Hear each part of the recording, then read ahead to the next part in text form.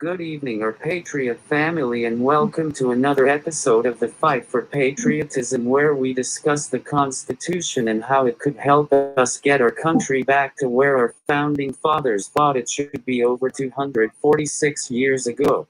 On tonight's episode, we will be discussing the Amendments 5 and 6 of the Constitution. I'm your producer, host, and brother Zachary Smouse, and with me is your Patriot brother, Angry Conservative.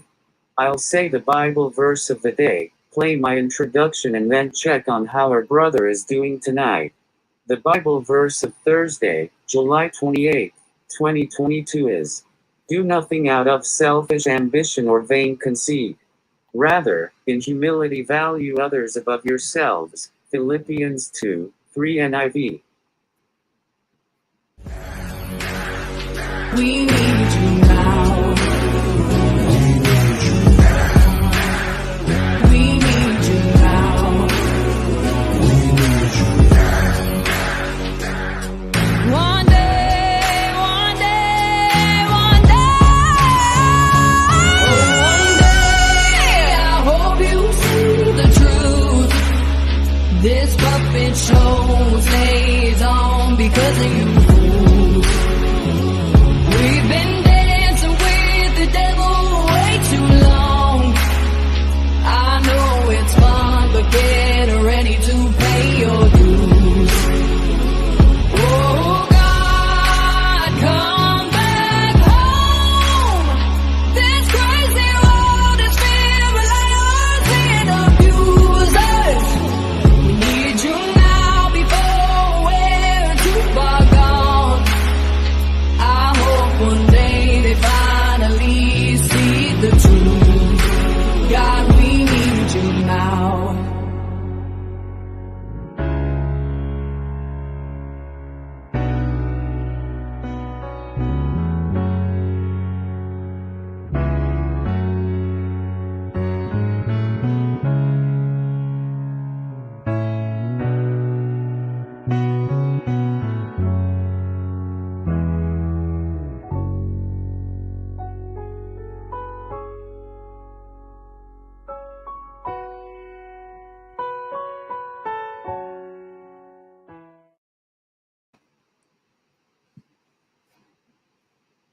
How are you doing tonight, brother? I'm doing good after the 2.5-hour stream from last night. Maybe this one will actually be a little bit shorter. And hello to everyone in the chat. I hope everyone's doing all right. And JH, I have to ask you, why do you feel naked? JH says she feels naked. Do you know why she feels naked, Zach? Is there something wrong with her picture that she might feel naked? Is there? I'm just asking. Good evening, everybody. Hope everyone's having a wonderful night. But we do need to get into these two amendments, because these two amendments, actually number 5 is very... You actually need to know number 5 for one simple fact. When a police officer pulls you over, you just say, "I plead the fifth. I want my lawyer." You do not say anything else. Chrissy Cat, I know that.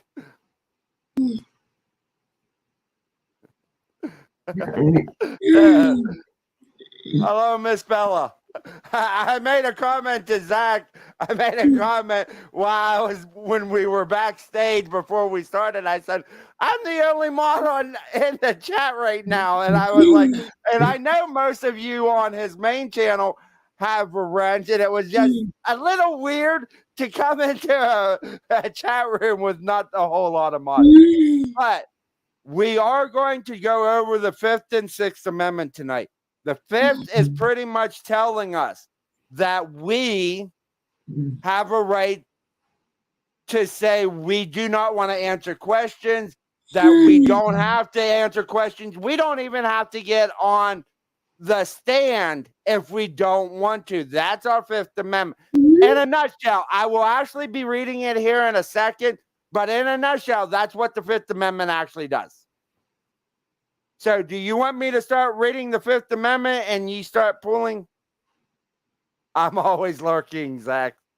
And hello, Mr. Tom. All right. The Fifth Amendment. No person shall be held to answer for a capital or otherwise infamous crime unless a present or indictment of a grand jury, except in cases arising in the land or naval forces or in the militia, when in actual service in time of war or public danger, nor shall any person be subject for the same offense to be twice put in jeopardy of life or limb, nor shall be compelled in any criminal case to be a witness against himself, nor be deprived of life, liberty, or property without due process of law, nor shall private property be taken for public use without just compensation. So in other words, I'm going to tie this back to most of our favorite amendment, the Second Amendment. Red flag laws go against the Fifth Amendment. Just saying.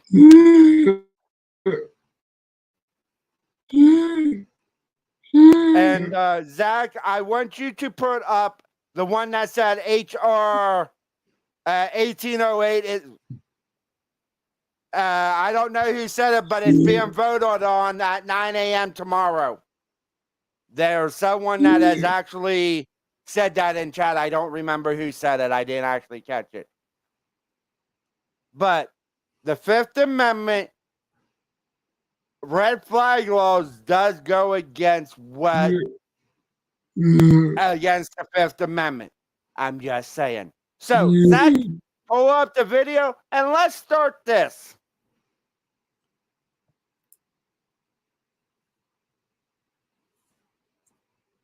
This is Kim from Khan Academy, and today I'm learning more about the Fifth Amendment to the U.S. Constitution. The Fifth Amendment is one of the better-known constitutional amendments, since we frequently hear references to suspects taking the fifth in TV shows and movies. But what does it actually mean to take the fifth? To learn more, I talked to two experts. Donald Dripps is the Warren Distinguished Professor of Law at the University of San Diego School of Law. And Stephen Saltzberg is the Wallace and Beverly Woodbury University Professor of Law at George Washington Law School. So, Professor Saltzberg, could you talk a little bit about why the framers were interested in choosing to protect these rights in particular? The Fifth Amendment really addresses four different things. One, it says that generally you can't be charged with a serious crime unless you're indicted by a grand jury. Two, it says you can't be subjected to double jeopardy. Three, it says you can't be compelled to be a witness against yourself. And four, there is this due process right not to be deprived of life, liberty, or property without due process. If you look at it, the three provisions, the grand jury provision, double jeopardy, and the privilege against self-incrimination all have a common history. And that is that in England, there was a time at which the crown, the king, basically tried to assert power to bring people to trial for charges the king wanted brought. And the grand jury served as a protection between the king and ordinary people. Most of the provisions in the Bill of Rights are aimed at preventing the recurrence of some specific abuse that had been known to English history.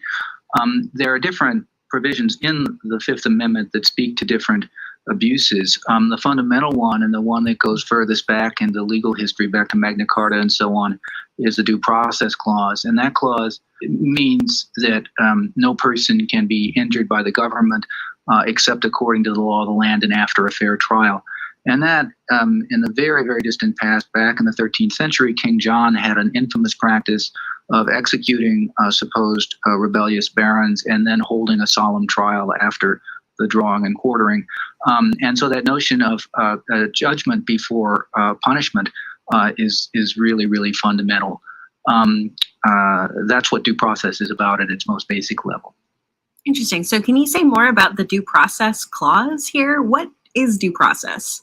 Due process is an extraordinarily complicated concept. It means that there are certain procedural and substantive rules that must be honored in the way in which governments approach individuals and entities that they seek to regulate. It's not a simple, bright line that in order to have due process, this is what is required. Due process is somewhat flexible. It tends to provide more protections when individuals are faced with more serious consequences. So in terms of criminal law, it's generally understood that the most severe penalties that we have that can legally be imposed upon people are the death penalty, prison, and jail. And generally, you can't impose any of those except as a punishment for a crime. And so the due process in the criminal arena is largely defined by the Bill of Rights and some common law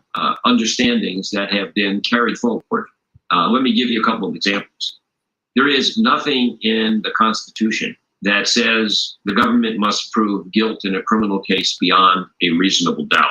But that is a fundamental part of American law. The Supreme Court has held that that is part of what due process requires. And that is the law throughout the United States, notwithstanding the fact you don't see it in the Constitution. Similarly, the right to a unanimous jury in a criminal case is also not found anywhere in the Constitution. You mentioned a grand jury. So how is that different from an ordinary jury? The grand jury served a very delicate role in founding era times because many prosecutions were brought by private persons.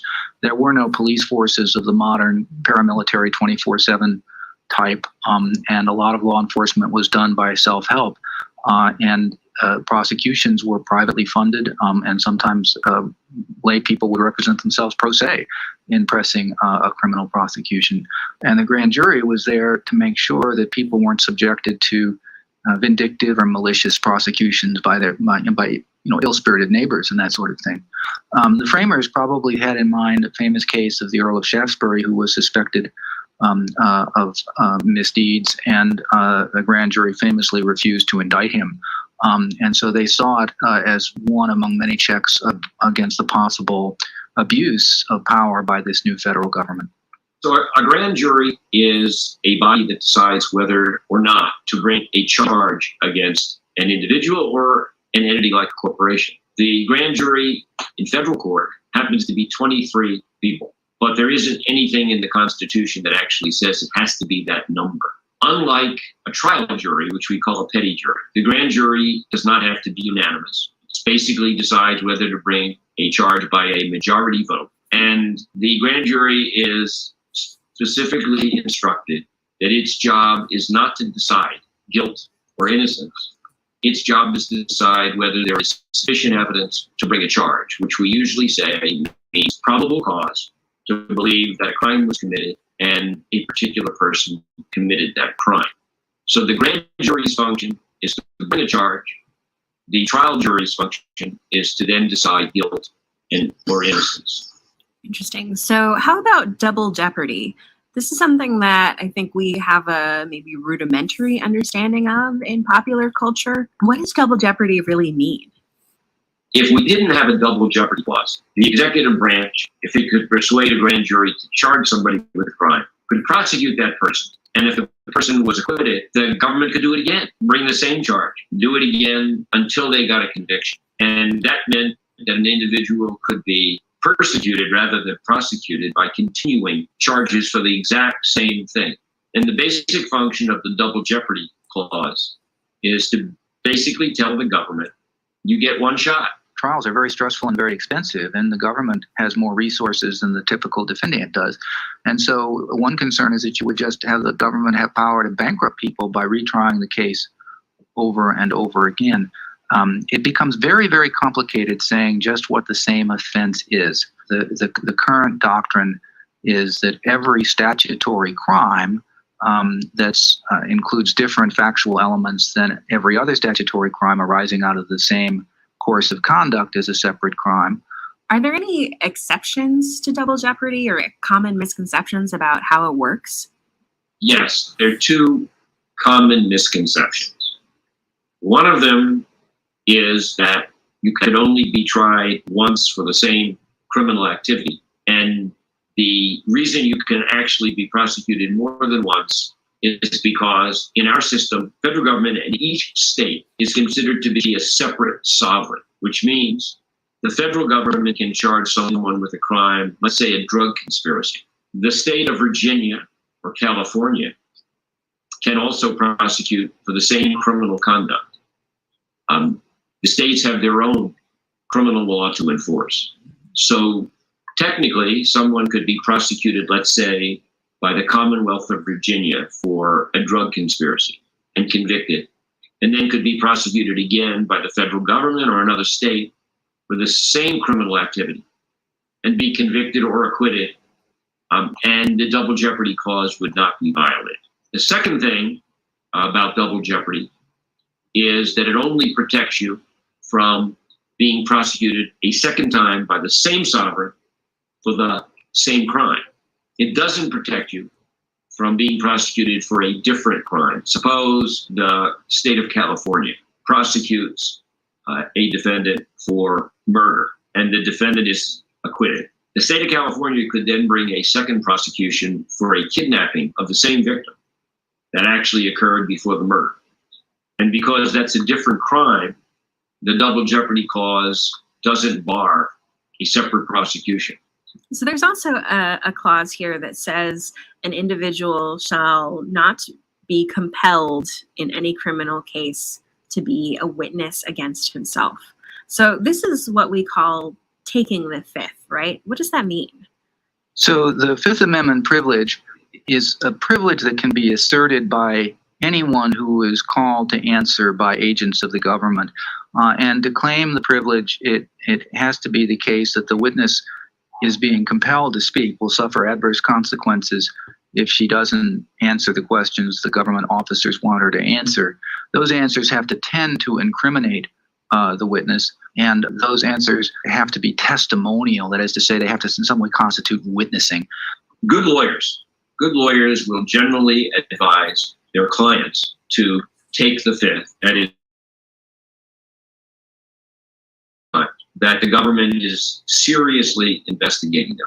And the reason is people's memories are often bad, that when people are asked questions, they may believe that something happened in a certain way, but they haven't gone back to review it. And when people make mistakes, simple mistakes that are made in response to a question may look like people deliberately lied. They may make someone look like they were attempting to deceive investigators. And therefore, when in doubt, individuals who are being investigated have good reason to invoke their privilege against self-incrimination. Historically, there were two things that the Fifth Amendment privilege was really supposed to prevent. One was that while the English system relied on grand juries and petty juries and cross-examination confrontational trials, the European system of the founding era, even as late as the end of the 18th century, still relied on juridical torture. So if there was a lot of preliminary proof against a sort of super probable cause against a suspect in, say, France or Germany, the judges were authorized to torture the target into confessing. They didn't want to adopt the inquisitorial practices of continental Europe. And the other great abuse behind the privilege was the Court of Star Chambers' use of the oath ex officio, which was witnesses were called before the Star Chamber without knowing what the investigation was about, whether they were a target, what they were suspected of doing. And the first thing that happened was they were obliged to swear an oath. And there was a famous case involving a man named John Lilburn who refused to take the oath and was torturously punished by the Court of Star Chamber for refusing to take that oath. They pilloried him and they flogged him, and his case was seen as kind of an example of the kinds of abuses that might be done by asking questions subject to oaths where the answer might incriminate you or expose you to perjury or expose your soul to eternal consequences. And so those two things were behind the privilege against self-incrimination. The founders didn't want either of those to come back from the past to haunt the new continent. Say that I've committed a crime. What might happen? Are police or investigators required to tell me about my right not to self-incriminate? Starting in 1966, in the case that many people have now heard of, Miranda versus Arizona. The United States Supreme Court held that when a person is in custody, that is, generally has been arrested, and the investigators or prosecutors want to question the suspect, they have to give a series of warnings which are widely known as the Miranda warnings. In short, they have to say to the suspect, you have the right to remain silent. Anything you say can and will be used against you in a court of law. You have the right to have a lawyer present during any questioning. And if you cannot afford a lawyer, one will be appointed for you. When the suspect is in custody, they have to give the famous Miranda warning that everybody knows from movies and television and so forth. And that's the one case where the government is required to be proactive in front of a congressional committee or a grand jury investigation, or if you're just a witness at a civil trial and there's a question that might expose you to criminal liability, you have to claim the privilege. You have to say, I refuse to answer that question on the grounds that it may incriminate me. When the suspect is under arrest and the police want to question him, they have a different duty. They have a duty to proactively give him a warning to make sure that he understands his rights, that he doesn't have to say anything to the police, that what he does say could be admissible against him. So we've learned that the Fifth Amendment protects citizens from possible abuses of power by the government when an individual is charged with a crime. It requires a grand jury to determine whether an individual should be indicted for a crime, limits the number of times an individual can be tried for the same crime, protects people from self-incrimination, and requires that the government follow fair procedures in prosecuting the law. To learn more about the Fifth Amendment,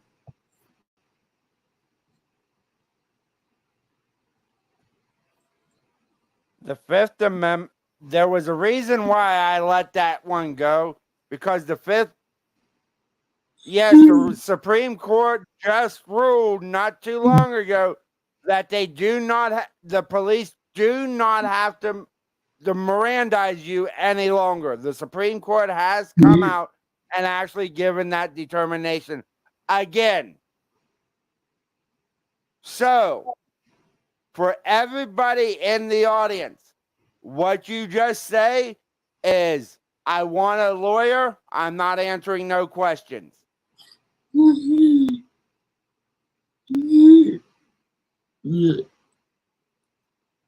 But that's the thing about it. You can say that I want a lawyer present, even for a traffic ticket.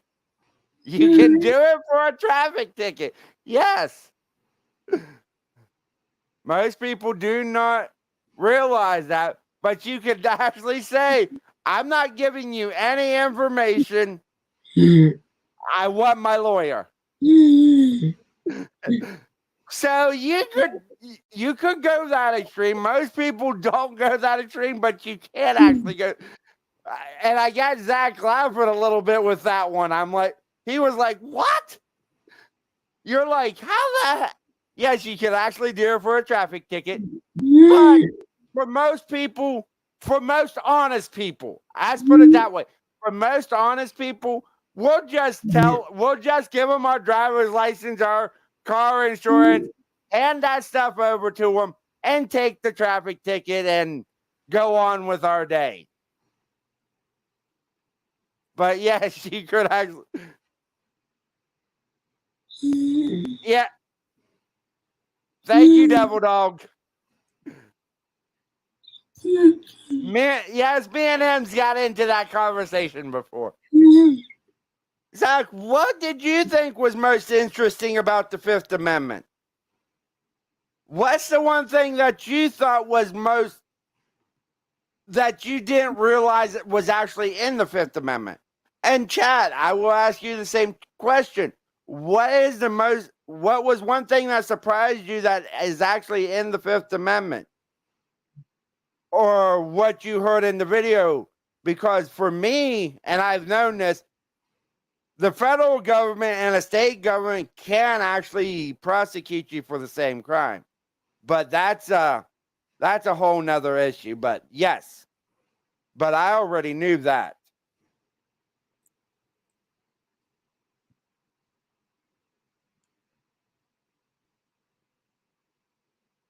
Lance, but I would also say that with that going on right now, I'm just saying this. I know of individuals that have already, if it passes, have already filed lawsuits against it. So the likelihood of it ever coming into effect are slim to none, because it does have to pass the House. It does have to pass the Senate. And it also has to pass the lawsuits that people are going to give it the moment Joe Biden signs it. But that's a whole nother issue. I understand, and there is reason to be concerned. And go ahead, Zach. I was surprised about the same thing, angry. I didn't know about the state and federal. Yep, they're two separate identities, because let's say this. I'm going to use what most people in this room's favorite president of their lifetime. All right? Because you weren't around when Mr. Reagan was president of the United States. I don't even remember all that much about it. So that's a whole nother story. But that's the thing about it. Let's say Georgia goes after Trump for election tampering. The federal government can come behind Georgia and do the same charge to Trump.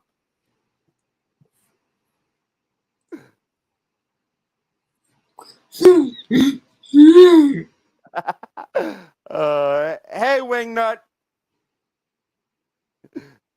Trump and Reagan. Yep, Trump and Reagan. But I don't really remember Reagan. I wasn't all that old at the time. But yes. And my question, I'm gonna ask this. I've asked this before. Why is it the two guys that did the best for this country in my lifetime were not politicians? Reagan was a movie star. Donald Trump was a TV star and real estate mogul. What the?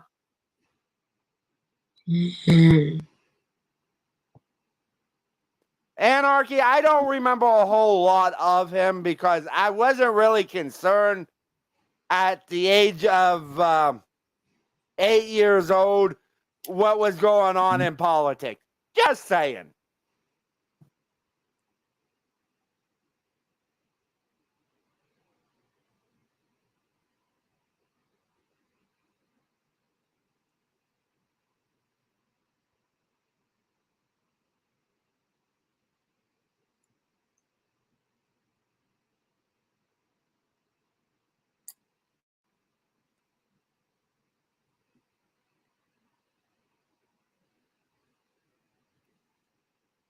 You can force. Yeah, you can. And Devil Dog, that's very true. You can. Because I liked where we're going with this, because we are doing the Fifth and Sixth Amendments together, because the Sixth is going to even enhance the Fifth Amendment the way it is actually written.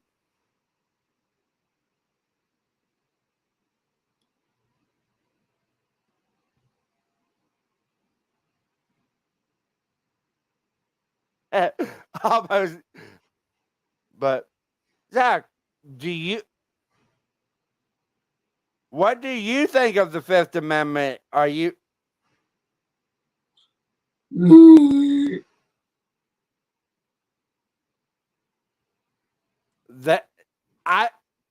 Tom, I forgot about Eisenhower. Thank you, bud. This is why I love this little community, the group, the main core of this group, because they do know a lot about this. They are very intelligent men and women.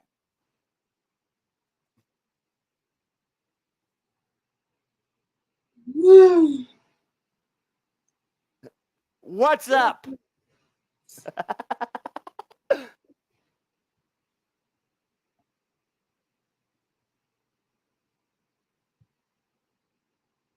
Sharon, are you talking about Reagan?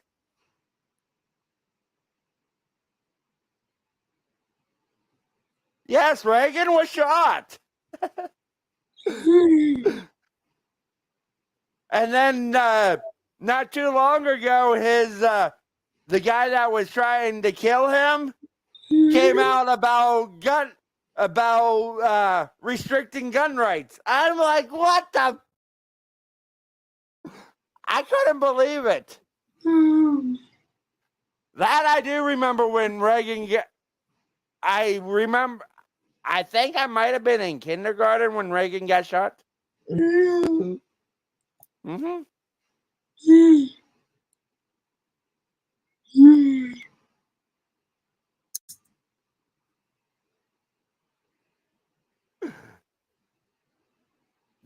Joker, we all know you are a troll. You're the biggest troll on here. But this is why I love doing these streams with you, Zach. I get you to laugh a little bit. Yes, we're talking about something very important, but we're allowed to laugh. We're allowed to have a little fun. As Mr. Tom would say, you rascal. All right. Are you ready to go on to number 6? The Sixth Amendment of the United States Constitution reads as follows. In all criminal prosecutions, the accused shall enjoy the right to a speedy and public trial. Oh, I'm going to come back to that fact. By an impartial jury of the state and district wherein the crime shall have been committed, which district shall have previously assented by law and to be informed of the nature and the cause of the accusation, to be confronted with the witnesses against him, to have compulsory process for obtaining witnesses in his favor, and to have the assistance of counsel for his defense. So in other words, what's the Sixth Amendment's actually saying is what happens in that courtroom. That is pretty much for the courtroom. All of that stuff, the speedy trial. But the one thing I'm going to say about this, and with something that just happened not too long ago, a trial that happened not too long ago, that should have actually been televised. Because that should have been, people like us should have been privy to what was actually going on. Instead of just people in New York City. Just saying.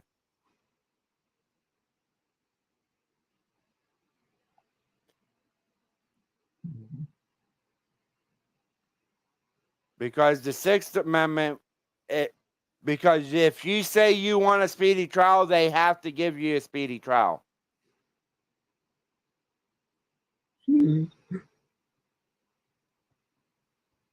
Cough, cough, Maxine. Yes. Yes.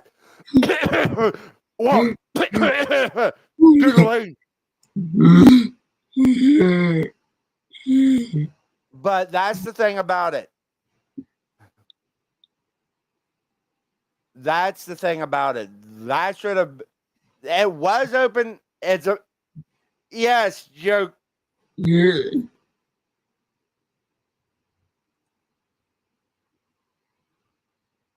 Now, Hugh has a very. Hudo actually has a very good point with that one. Because they've been in for almost a year and a half now. Yeah, that's Wingnut's right.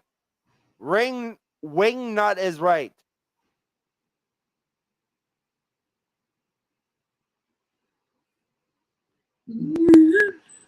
They are.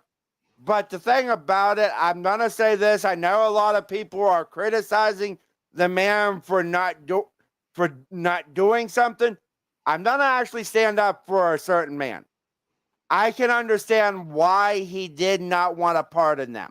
I can understand why he would, because if you did something violent in there, I say fully prosecute him to the letter of the law.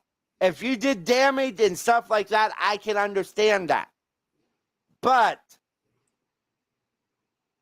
I was hoping he would let some of them be pardoned, because there were people walking in there that didn't do a darn thing. So I am going to stick up for the man a little bit, even though I don't know where I stand with him yet. But I will stick up for the man, because if it was I will say this now, as much as I don't like the man, I would even say it for the resident chief right now. Just say it. That shows what kind of character I have, even though I don't like the man.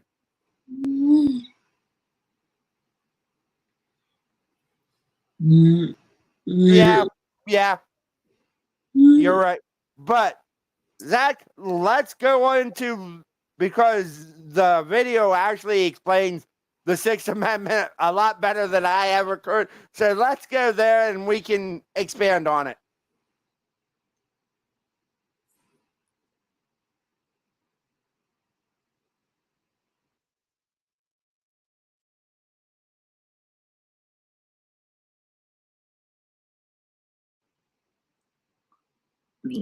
Today, I'm learning about the Sixth Amendment to the U.S. Constitution. One of 4 amendments in the Bill of Rights that concerns the rights of the accused, the Sixth Amendment guarantees defendants in criminal cases the right to a speedy and public trial. To learn more about the Sixth Amendment, I sought out the help of 2 experts. Stephanos Bibas is a United States Circuit Judge for the U.S. Court of Appeals for the Third Circuit. He's also a leading scholar of criminal procedure. Jeffrey Fisher is professor of law and co-director of the Supreme Court Litigation Clinic at Stanford Law School. So, Judge Bibas, in the case of the Bill of Rights, the framers were trying to prevent particular abuses of the government. So what was the historical background that led them to want to protect these rights in particular? In England, in the late 17th and early 18th century, there was a series of treason trials, other political trials, and the king had done some things that bypassed the usual mode of trial in criminal cases. The Anglo-American system is known as the common law. It involves live testimony in open court before a jury of your peers, and the jury ultimately decides, did you do it? Were you blameworthy? Do you deserve the punishment? Well, the crown had railroaded some of its political opponents, people like Sir Walter Raleigh, people accused in the popish plots during the strife between Catholics and Protestants. And some of these convictions were later understood to have been wrongful ones. And so the colonists in England and then in America insisted on protecting against various ways of diminishing or abridging the trial that would be speedy, that would be public, that would be before a jury, that would have an evenly matched prosecution and defense, and would have an opportunity to look the witness in the eye and confront him the way it was always done in England as opposed to on continental Europe. There is a varied history, primarily in England, of certain periods of time where people were prosecuted in ways that the founders deemed fundamentally unfair. Probably the most notorious example was the Star Chamber. That was a moniker given to a king-run tribunal decades before the founding, where people were picked up and arrested and then sentenced to criminal punishment and sometimes to death without ever having an opportunity to challenge the charges against them, and sometimes not even knowing what the charges were against them. And so that kind of a travesty of justice and abuse of power was probably the foremost thing in the framers' minds.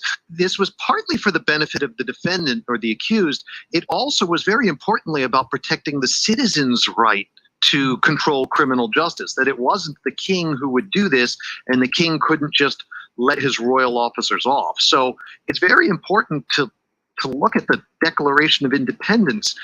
A bunch of the complaints in the Declaration are complaints that the king is bypassing these usual modes, that he's protecting his soldiers by a mock trial from punishment for murders which they should commit on the inhabitants of the states.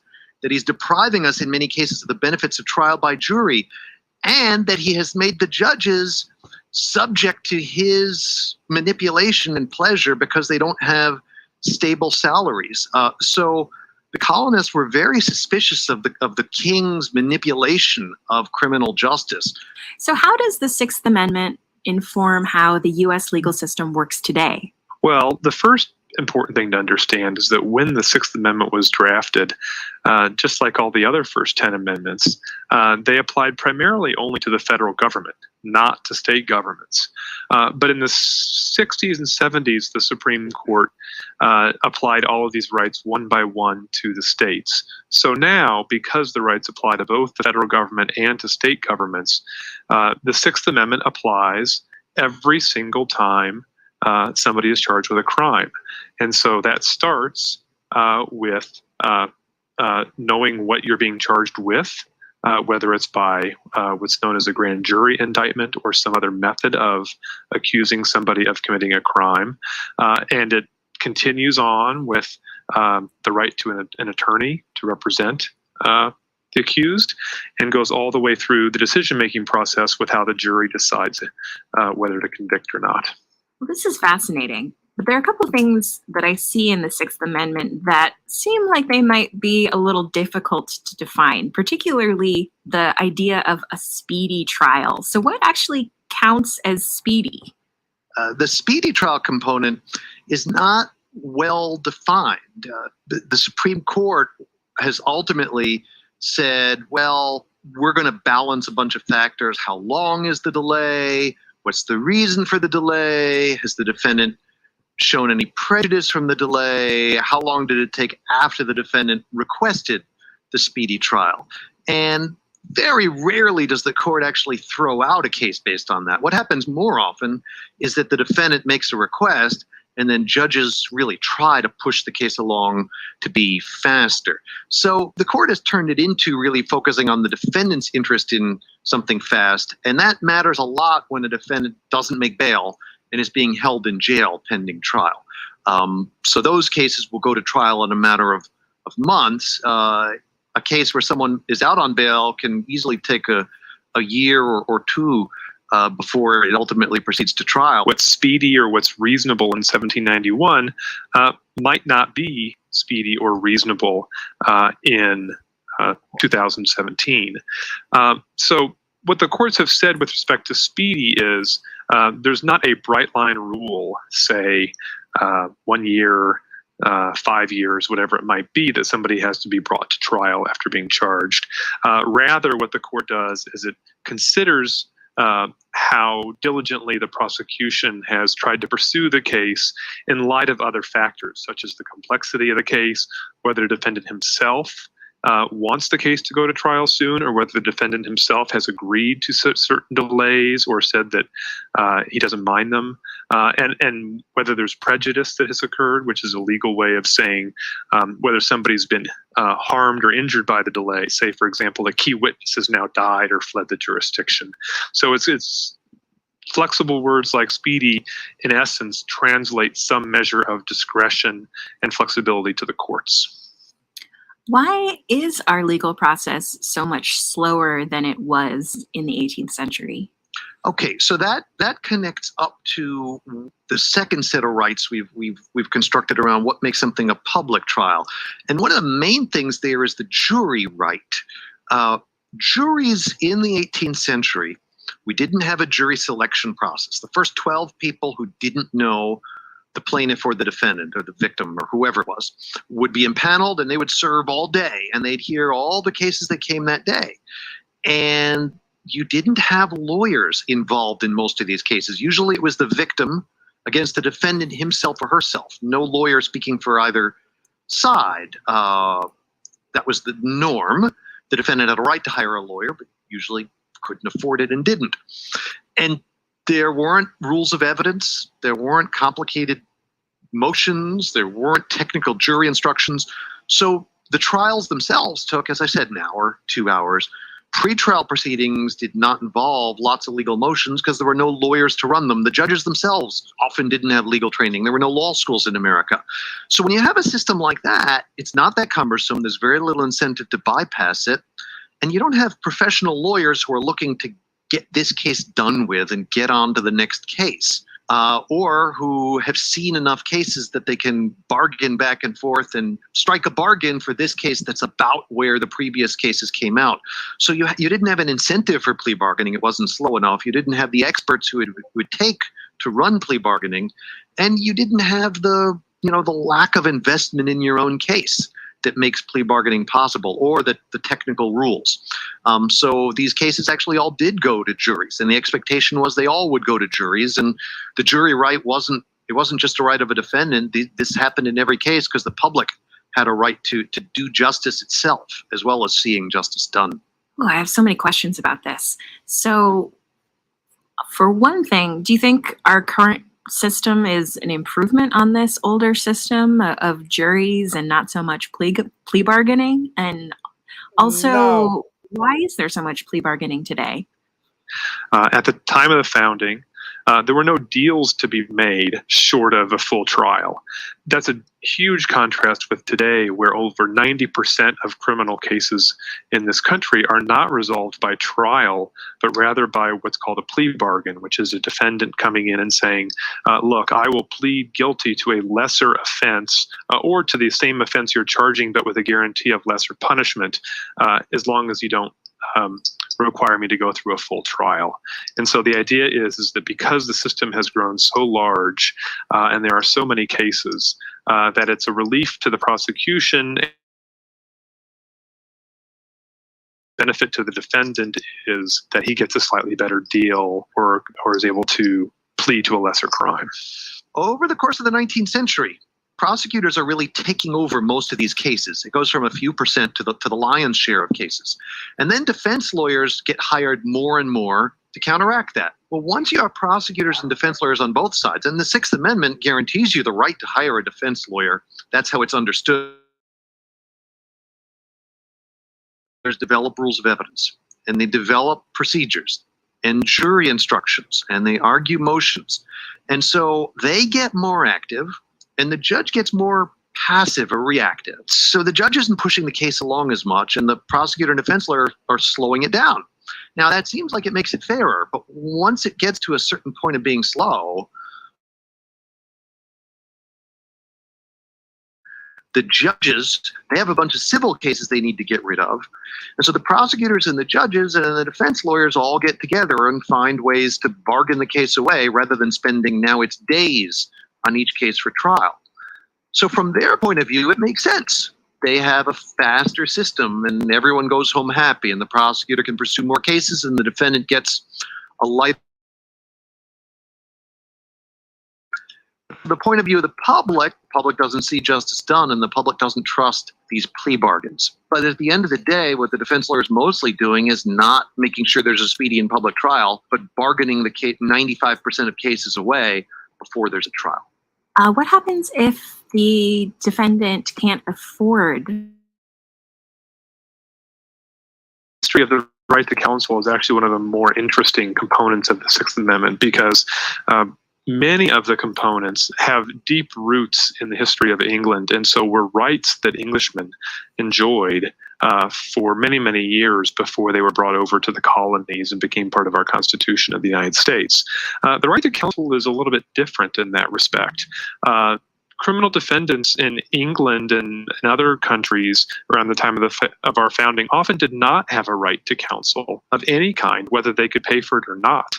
And so this was a bit of an innovation on the part of the framers, recognizing that all the other rights they were identifying to defend yourself in court might not amount to much if you didn't have expert assistance, or at least the right to obtain expert assistance. So you described a lot of changes to how our legal system works over the years. What do you think would have surprised the framers most about how our legal system works today? I think they would have been shocked that a system that was meant to slow down and check governmental power and protect overreaching and protect the people's role has been so subverted that the people are involved in a few percent of cases. They designed a system it's slower and less efficient by design than the criminal justice system of continental Europe, because they were worried about the king and the crown pushing around citizens and abusing their power. They wanted grand juries to authorize every criminal charge. Well, we've largely gotten around that in most cases.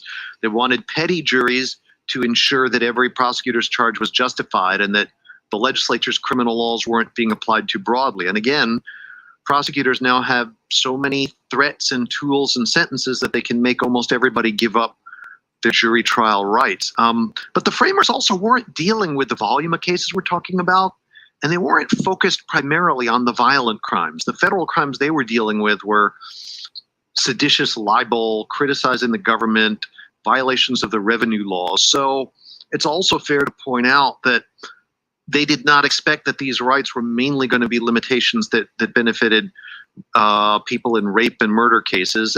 A lot of these protections are mainly designed to make sure that the innocent people get vindicated against unjust charges. And they might be a little bit surprised that almost all the litigation is by people who may be factually guilty. The next thing that would have surprised the framers a great deal, I think, is the role of the jury today.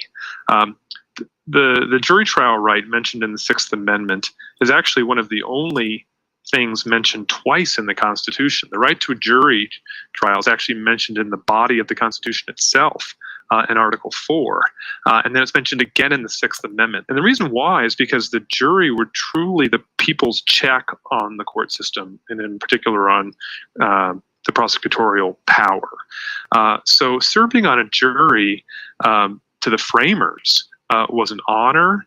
It was an act of deep political participation and meaning, in a way that we joke about jury service today as being something of a nuisance. They viewed it as, almost as important as voting for the president on election day. By guaranteeing speedy public trials by jury and due process of law, the Sixth Amendment ensures that citizens, not the government, control criminal justice. But today, as Professor Fisher and Judge Bevis note, the framers might be surprised to learn that due to the rise of plea bargaining, only a small percentage of cases go to trial by jury, circumventing this process. To learn more about the Sixth Amendment, visit the National.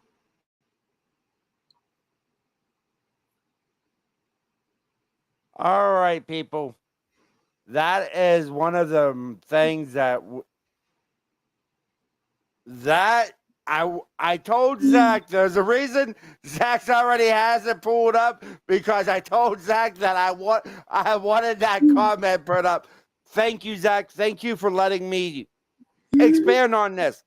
And what Anarchy is actually saying is true. When the cops, the public defenders, the prosecutors, and the judge are all getting paid by the same people, there is a major conflict of interest. Because even if you are the defendant, you're paying each one of these people with tax money, your tax money. I don't know, and I'm gonna ask Wingnut this question, and Tom and anyone else that would like to answer it. What should we do? What should we do about this? Because I love addressing the issues, but we also need to bring, with these streams, what I've been thinking is we need to bring answers about what we can do to actually make it better. So if you have an idea to make it better where we're not actually paying all of these folks, let me know. What do you guys think? Zach, what do you think?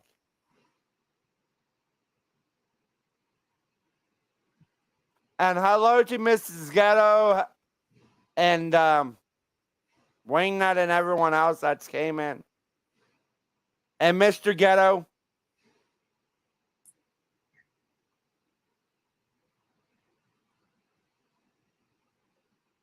But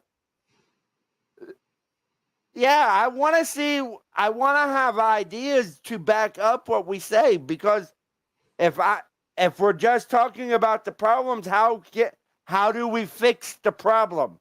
That's where I'm trying to get at.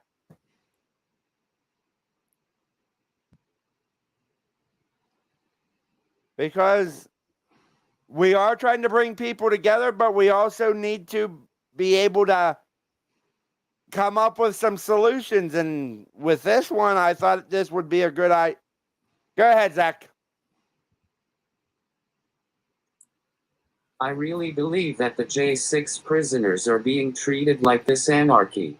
I really think the elites are paying for them to be treated like shit. And it very well could be, but the thing about it, we can't do anything if we don't have the evidence to back ourselves up. That's the thing about it. It's about, like I've said, it's about like I told you before the stream, it's about having the evidence to prove. But I want someone to say what you think would be a good way of stopping all of this from happening, because we do pay the cops, the public defenders, the prosecutors, and judge. Should all of them be hired outside?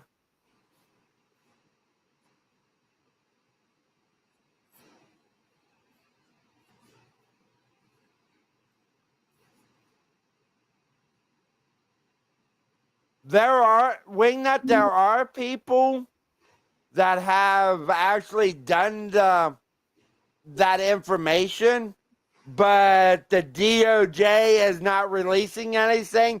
They're going against the FOIA request, and they're saying that they're not going to honor the FOIA request.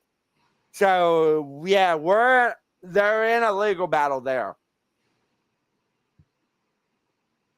But Zach, do you think there's any way we can get away from paying all of those people to pretty much all prosecute us, except for the public defender? Should everything be privatized, and the only time a judge comes in is when a judge is actually needed? Go ahead. Angry, I think we should bring non-biased people in. Hired outside to where? All these positions by necessarily are paid by the tech.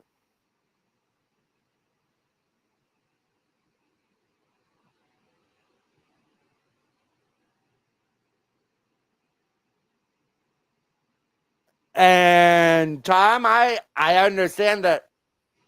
I'm just trying to get ideas of a way where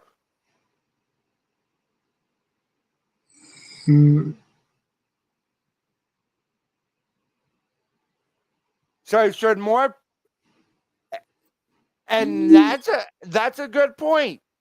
So would the best point be to actually have every trial tell every person to take it to trial instead of pleading guilty?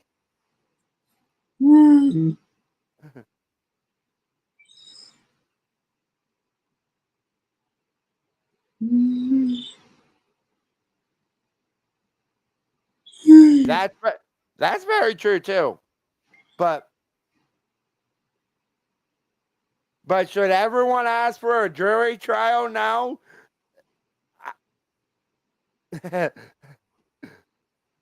Or just try or just try to behave themselves and not get into trouble?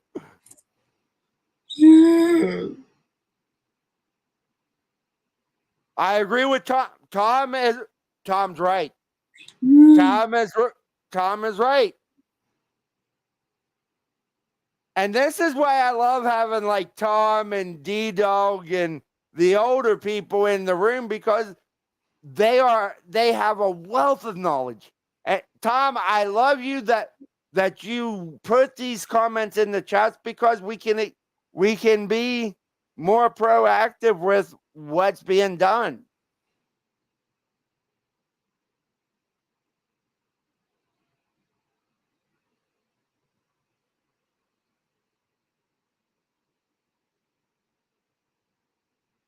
Very different country.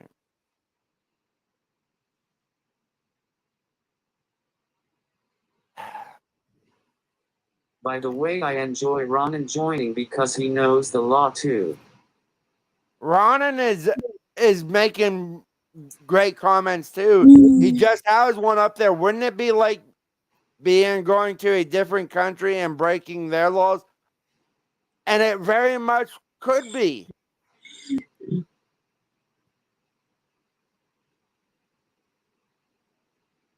And Chrissy Cat, yes, it is wrong on so many different levels. But I agree with Tom. And Zach, can we put Tom's about the jury duty? Because I actually want what I want to do before we go to the outro. I want everyone to see that, to read that and understand what he is saying. Because that's the last message I actually want up here. So if we talk about another one, bring Tom's up, because I want that to be the last one. Does anyone else have any comments or questions for us with this? We'll give him a few minutes, but he's right. Because a lot of us try to get out of jury duty, me included. I will say that right now. Because we do not want... Hey, Mayhem. And I enjoy Mayhem. I enjoyed the roast. But yeah, people, if you get that slip to do jury duty, please do it. Even though you don't want to, do your civic duty and and go there and actually try it to see what's actually going on, because that's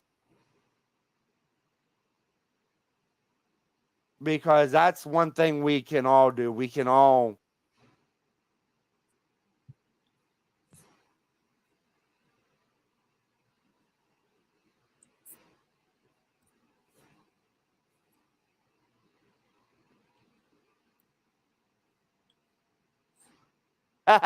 yeah, Tom, that's right. You don't have any rights.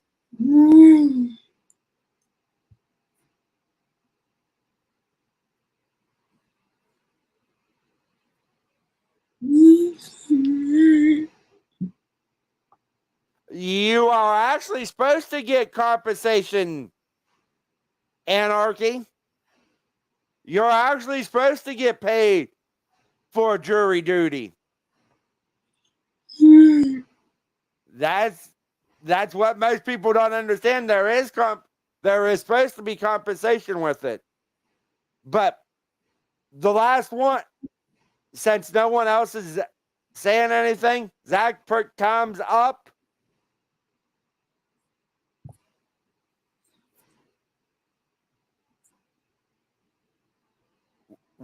That's what we need to do. We need to start participating in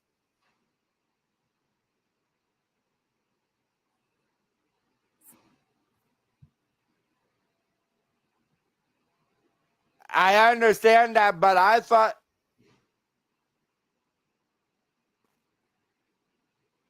that's bullcrap. But because I know here in Alabama, whatever you make an hour is what you're supposed to actually get paid on jury duty. So that's a whole issue that we might get into in the future. But everybody, thank you for coming. Thank you for learning about your rights. And Zach, take us out, my friend.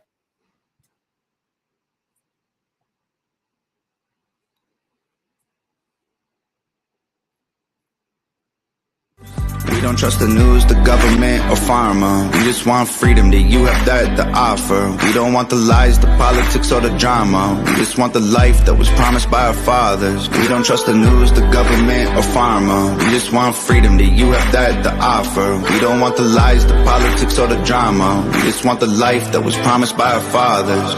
The man on the news says the problem is me. I'm just a small town boy with big American dreams. The world's going crazy and they lying to us. Don't know who to believe, so in God we trust.